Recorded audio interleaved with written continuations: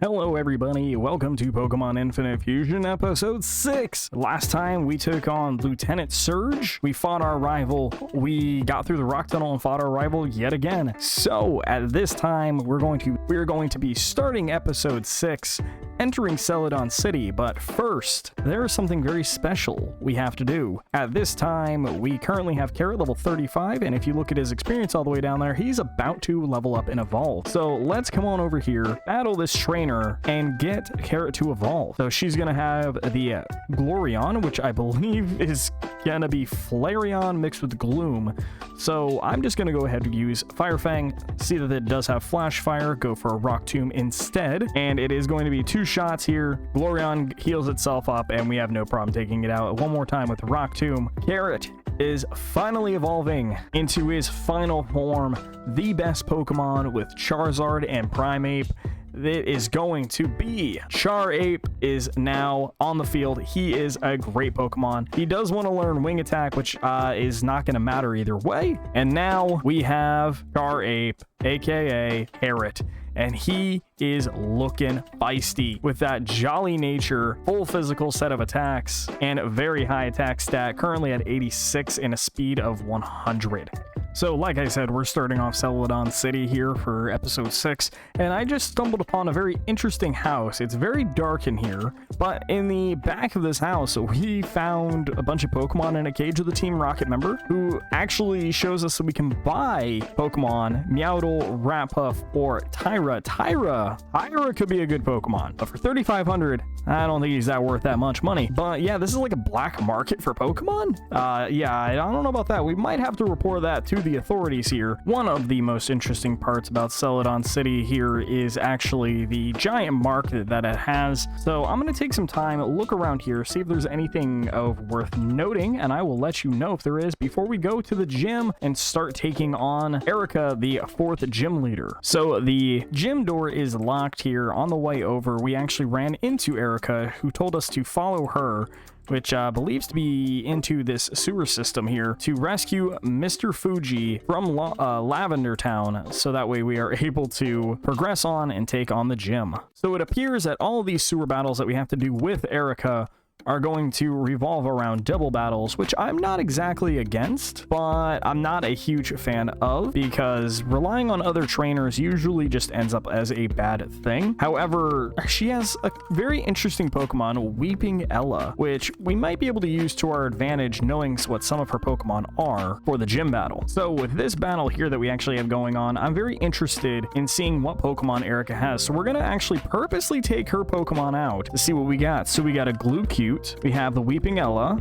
If we take out the Glucute, her next Pokemon is just a normal Ivysaur. All right, so we know definitely 3 of most of her Pokemon. I don't know if 3 is all of them or if 3 is most of them, but we definitely now have an idea of what Pokemon she has. So I gave up on the sewers for a little bit. I'm not really sure what's going on, but I am unable to continue through there right this minute. All right, after a little bit of finagling, I was wondering why this board was in the wrong spot. You can actually walk across after grabbing Sludge Wave over here. You can walk across ladders that just appear to look like they're bugged, but you know, now that we have that fixed, we should really make that a little bit more known to people, because this is like very hard to find. And now we can actually raise the water back up and go across that platform like we should have been able to be doing in the first place. And just like that, that board is now up, so we can actually go over here. So lowering the water again, we are actually able to come over here and continue on battling more Team Rocket members. And it looks like we actually have more of those planks that we're gonna have to drop, like this one right above us. After fighting our way through the sewers, me and Erica are kind of led up to this weird little fork in the road. We have to kind of separate here to find out, so I'm gonna go right, because right is always the right way to go, and we will have to meet up at the end. So let's see what kind of gauntlet style thing we have going on here. Uh-oh, I have already gone the wrong way, so let's battle these Team Rocket members. This is a very weird sliding puzzle that has kind of been a thing that Pokemon has used for a lot, especially in generations 1 and 3, just as well as a couple times that I don't know how to feel about that. Tend to choke. Yeah, that, okay. Yeah, no, like I'm saying, sliding puzzles are a common thing. That was not a very common thing. I don't even know what to say. After separating and working our way through here, we do get a max revive, another max revive, but I don't know where Erica is, so we can't go back in her way, but we are going to continue up and see that she is having a conversation, and we actually have to fight Giovanni himself. Oh no, so he has Arnix, the Onyx Arbok. We're just gonna brick break here. It's gonna be neutral damage either way. He's gonna take damage from the Rocky Helmet and heal himself up. We're gonna be able to get 2 more brick breaks off on him. That rock slide could spell disaster for us, so we're actually going to, oh geez, let's see how well Bagel can do into this situation. That rock slide's gonna do still an absolute ton. We're gonna try and hit him with a water pulse. He gets a high roll on that damage, so we're gonna go into Ghost Pepper here instead, and we're going to go for a Shadow Punch. Shadow Punch does not do as much as I wanted. I guess Hyper Fang? Nope. Yeesh. All right, Gator Tail's gonna come out here, and we're gonna hope for any good damage on this water pulse to be able to take the Arnix out. Gator Tail wants to learn Thunder Punch, which we will happily teach him Thunder Punch instead of Charge Beam. We are very low on Pokemon, so I'm actually going to go into a Gator, or into Coconut Shrimp here, and use a max revive to get one of our Pokemon back up. And with seeing that Kangaskhan, I believe we're gonna want Potato up first. Dizzy Punch is gonna easily knock him out, and we're gonna go into Carrot. I'm not really sure what we're going to do at this current moment though. I think we're gonna go for a Roost to heal ourselves up. Dizzy Punch is going to do a ton, but the Rocky Helmet will help. So we're gonna kind of rotate into some Roost here for a minute. Now that we're confused, this is a little bit harder, so we're gonna try and Roost again. We do. Another Dizzy Punch is gonna come out here, and he's just gonna keep taking damage. I'm gonna try for a Hail Mary Fire Fang here, and it does not take him out, and we do live the Shadow Ball. I'm gonna try for a Roost here and let him do 1 more damage. We were gonna hope for 1 more so we could take him out there, but Carrot goes down, so we're gonna have to go into Potato here, and I'm gonna go for a Peck, because I don't know if he has any ghost typing to him. I'm going to assume that he does, and Gator wants to learn Crunch, which we'll happily replace that with Bite. Giovanni's next Pokemon is going to be Ryras, which is Lapras Rhydon. I'm actually going to use Drill Run here to not do as much as I was hoping, and Potato is actually going to go down very quickly to that. Ugh. All right, with Gator Tail out, now we have to make a great decision on what we're going to revive here. This Lapras Rhydon is going to do a ton. I'm actually going to use the max revive on Carrot so that Carrot can come out here, and I'm hoping that Brick Break does just a ton of damage here to take it out. Happily it does. We did almost lose that battle to Giovanni. That was something I was not prepared for. Also not being prepared, Gator Tail is evolving. He is now a Feraligatr Electabuzz, and very soon we're gonna have to work on getting an Electivire. So yeah, we're gonna have that. So Electigator is our new Pokemon after taking out Giovanni. He's a great prize for that very hard fought battle. And now Erica's gonna thank us. We're gonna get the Sylph Scope for taking out Giovanni, which means now we're able to go back to Lavender Town. After taking out Giovanni, we come out of the sewers. We're in like a desperate need to heal, so we're gonna go on, do that, and then we are gonna go take on Erica. Entering into Erica's gym, we are going to start taking out these trainers so that way we can start fighting her. Oddish is interesting. It's gonna be an Oddish Growlithe mix with Flash Fire, which I was not very well aware that Growlithe could learn, but after a couple flamethrowers,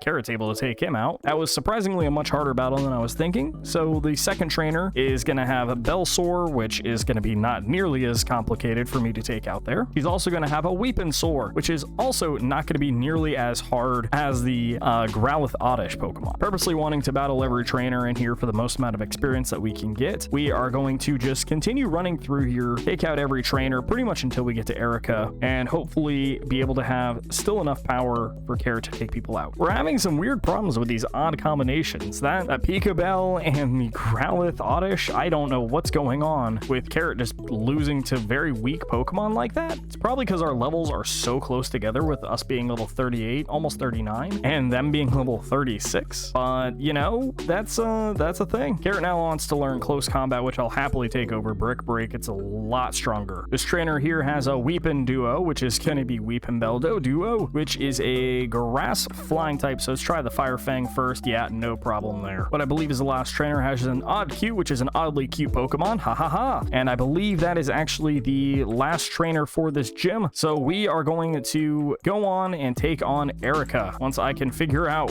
how to get into her area. So starting to take on Erica, we're going to run Carrot first, Potato second, and since we don't have any real better options, I guess we're going to run Ghost Pepper because we don't want any real water types against a possible grass trainer. So Erica's first Pokemon is going to be Exeduo, who is a flying grass type. So we're going to go for a Fire Fang here, miss, and almost get taken out by a single pluck, then get Fury attacked until we just die. So Potato is going to come out here. We're going to Air Slash to take out Exeduo. The next Pokemon is Tanga Ape, which is going to be Tangela Primeape. He uses Sleep Powder, which is kind of annoying, and then followed by Ancient Power to do some more damage to Potato. Mega Drain wakes us up, and Air Slash is able to take it out with a 4 times strong attack. Erica's final Pokemon is going to be Vileplume, which is going to be Vileplume, and Victory Bell, which should just be a grass poison. We're going to use Air Slash a couple of times and hopefully be able to take it out. First flinch is great, followed by the Poison Powder sucks. She heals up. We use another Air Slash, and we just kind of do this little dance until Vileplume is down. Erica gives us the Rainbow Badge for defeating her,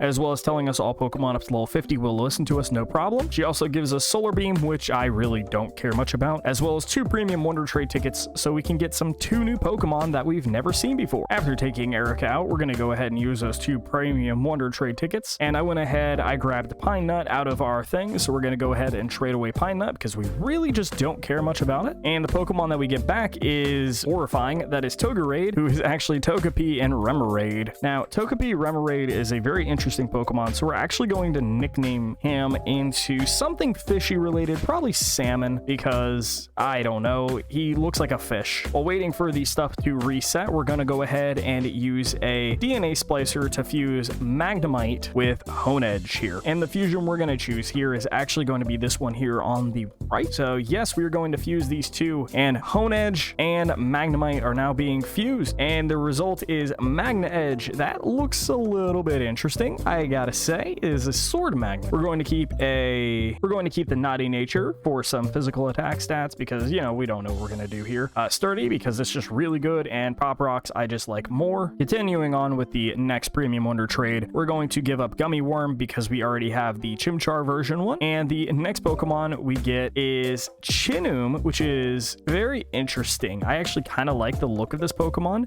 and his name is God. God is the name that the game randomly generated with this, so I think we can do something not nearly as cool. We will nickname this one Jellybean. We're going to replace Hop Rocks into our team in honor of Coconut Shrimp. Coconut Shrimp's a cool Pokemon, but I need to get him out of here.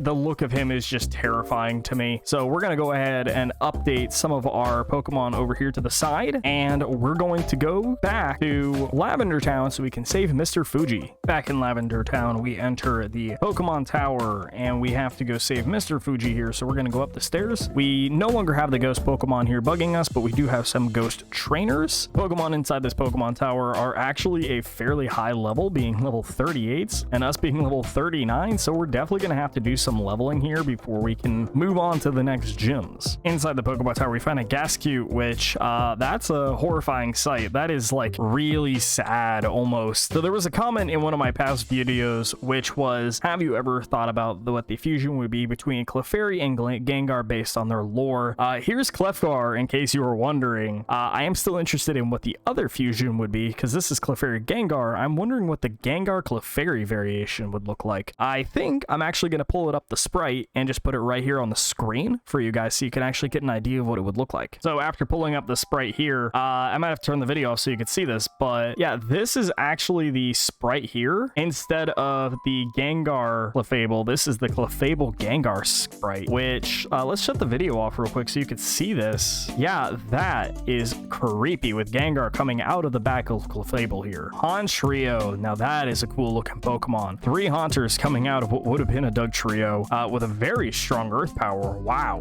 When trying to go up the stairs, we do have one more thing, which is Genwhack, which is going to be a Gengar Marowak.